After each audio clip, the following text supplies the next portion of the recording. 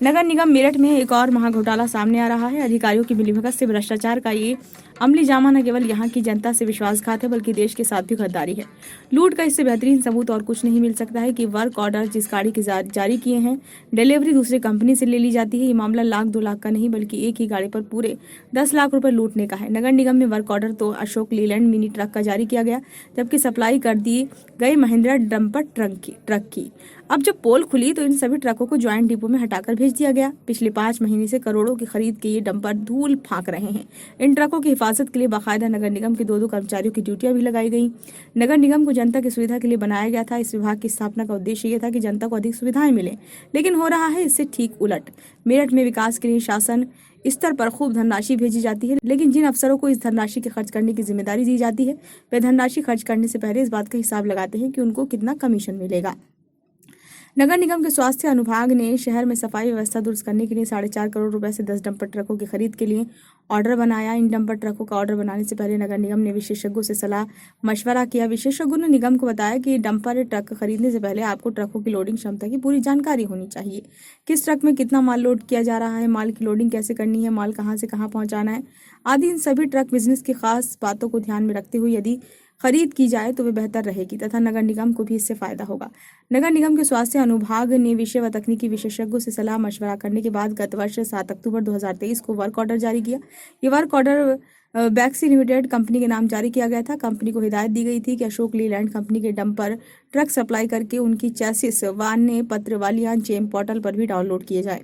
Work order जारी कराने के बाद फाइलों की कागजी खानापूर्ति तो बंद कर दी गई, लेकिन इसके बाद नगर निगम के स्वास्थ्य विभाग के अधिकारियों ने खेल शुरू कर दिया। बैक्सी लिमिटेड कंपनी के अधिकारियों के साथ मिलीभगत करके अशोक लीलैंड के स्थान पर महिंद्रा ब्लेजो डंपर ट्रकों की सप्लाई मंगवा ली गई। ये सभी नए डंपर नगर निगम के दिल्ली रोड वाहन डिपो पहुंचे तथा इन्हें यहीं पर खड़ा करा दिया गया। यहाँ ये भी उल्लेखनीय है कि उक्त निविदा में प्रतिभागी समस्त फर्मों द्वारा अपलोड किए गए प्रपत्र ऑनलाइन जैम पोर्टल पर संरक्षित हैं, जिनका अवलोकन जैम पोर्टल पर भी किया जा सकता है।